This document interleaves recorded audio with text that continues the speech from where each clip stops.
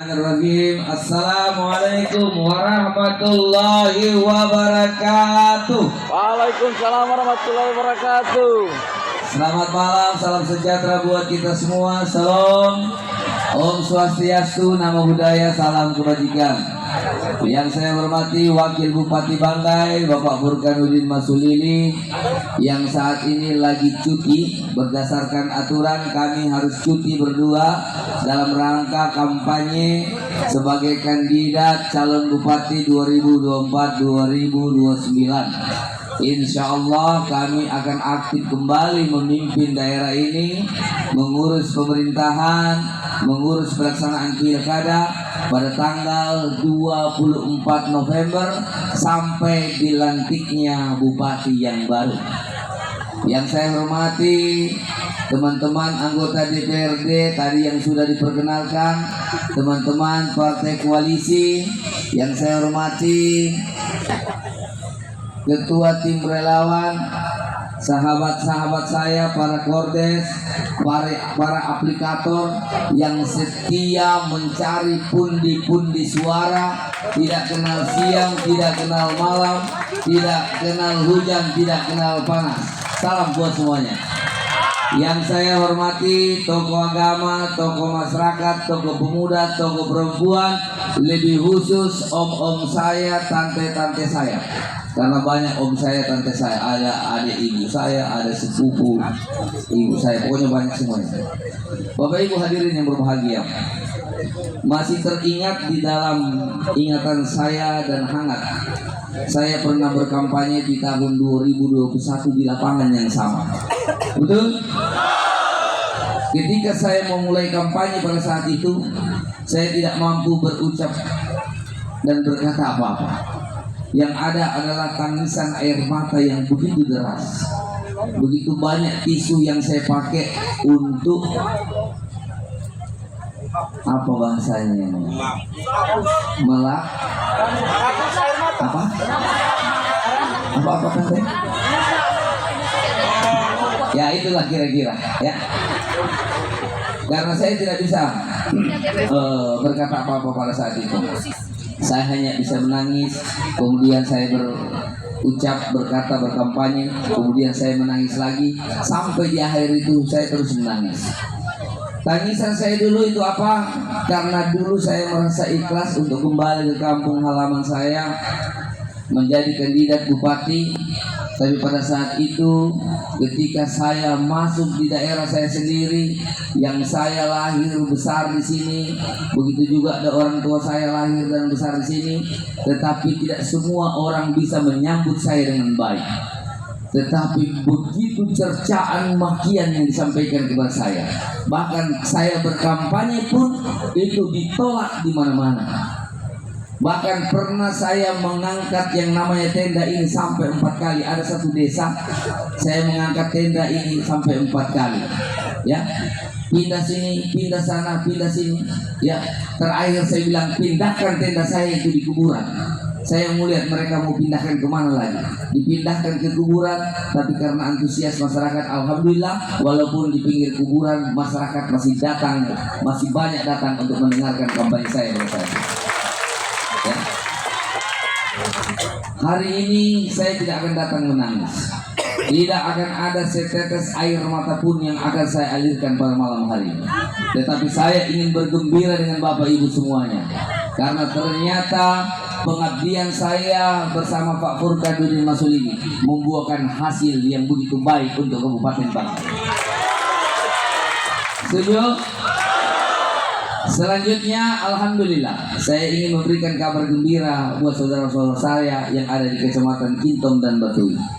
Kurang lebih 3 tahun saya menjabat, saya sudah 2 kali mempresentasikan, kemudian menandatangani yang namanya RDTR, Rencana Detail Tata Ruang Kabupaten Banggai. Yang pertama adalah menetapkan Kecamatan Kintom dan Kecamatan Batui sebagai kawasan industri. Ya. Insya Allah semua industri yang akan masuk itu akan berada di Kecamatan Kintom dan Kecamatan Batui. Sebentar lagi akan ada satu perusahaan besar untuk membangun pembangunan gas yang jumlahnya tidak sedikit.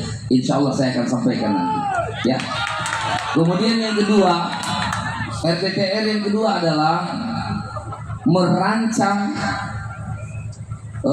Halimun untuk menjadi kota baru, untuk menjadi perkantoran baru dalam rangka untuk DOB baru.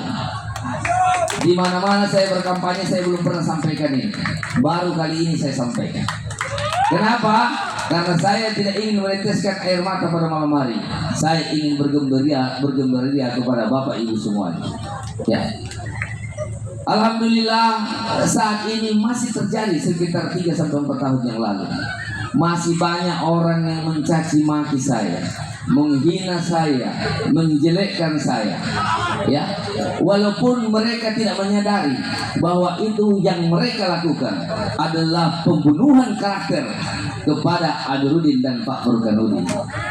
Mereka melakukan dan mengatakan bahwa Amiruddin dan Burhanuddin belum mampu berbuat apa-apa terhadap anggaran 3,2 triliun. Ya.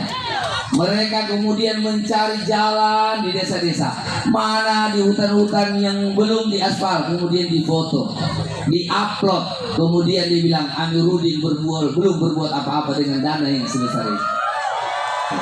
Mereka tidak pernah memfoto, mengupload jalan yang sudah kita aspal, jalan yang sudah kita buat. Tapi begitulah cara orang-orang untuk mencari uang, memberi makan anak dan istrinya hanya dengan cara-cara seperti itu. Tapi kita tidak perlu marah, kita tidak perlu sedih, kita ketawa saja. Setuju? Kalau mereka mengupload di TikTok seperti itu, tolong Bapak jawab saja dengan ATFM sekali lagi. Setuju? Atau tidak, kasih gambar yang love. Ya, terserah mereka berkata apa-apa. Yang jelas kita tetap berbuat. Ya, insya Allah keadilan Tuhan pasti akan datang. Setuju? Selanjutnya tadi sudah disampaikan Pak Burhanuddin, tidak sedikit anggaran kesehatan yang sudah kita salurkan.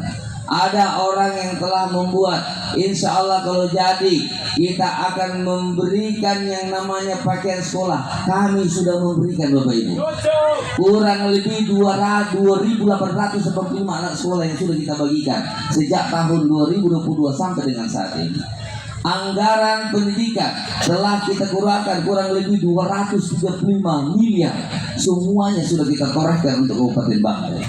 Jadi kalau mereka belum berkata berbuat apa-apa, bahkan ada yang berkampanye, mereka mengatakan bahwa itu belum dinikmati oleh masyarakat Kabupaten Banggai. Terus yang menikmati itu masyarakat mana? Apakah orang Belanda atau orang Jepang?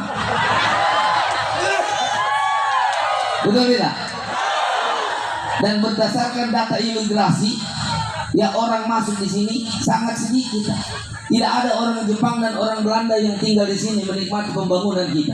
Semua adalah masyarakat Kabupaten Banggai. Oleh sebab itu Bapak Ibu semuanya, kehadiran kita di sini mendorong adrenalin saya, mendorong semangat saya bersama Pak Burhanuddin untuk kembali melanjutkan pembangunan 5 tahun ke depan. Setuju?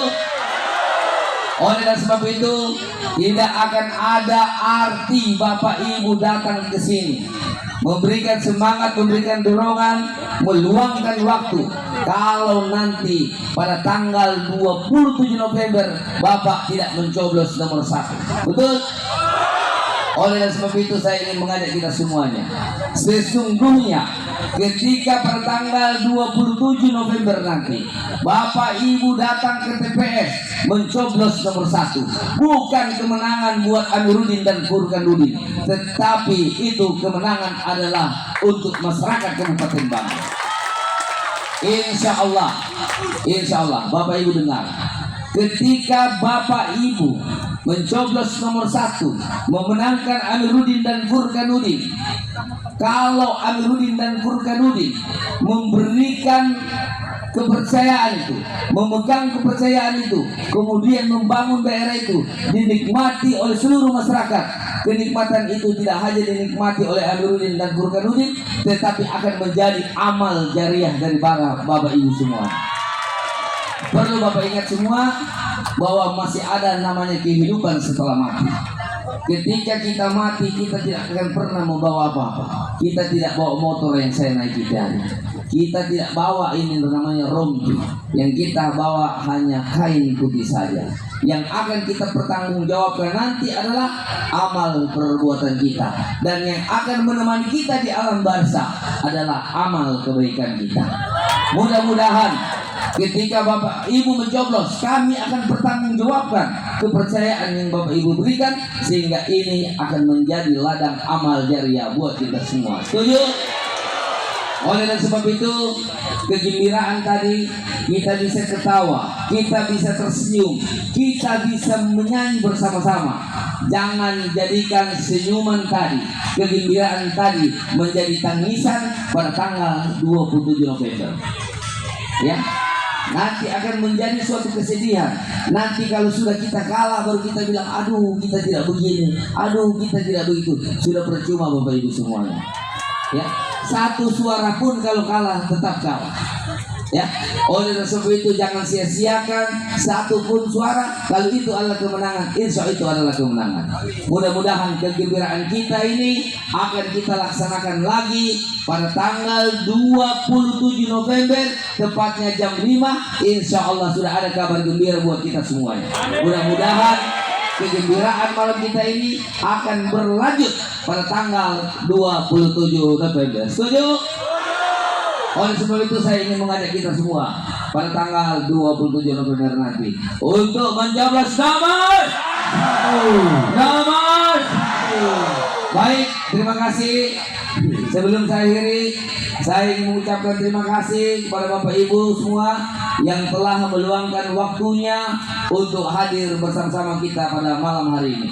Terima kasih kepada seluruh panitia yang telah berupaya untuk melaksanakan kegiatan ini. Teman-teman saya, anak-anak muda saya, terima kasih sudah hadir. Ya, selain memberikan semangat buat kita, mudah-mudahan kita kembali ke rumah, kita dapat bermimpi yang indah, sehat-sehat, panjang umur, dimurahkan rezekinya, sehingga kita dapat bertemu pada tanggal 27 November yang akan datang. Sekali lagi terima kasih. Mohon maaf atas segala kekurangannya. Wassalamualaikum warahmatullahi wabarakatuh. Waalaikumsalam warahmatullahi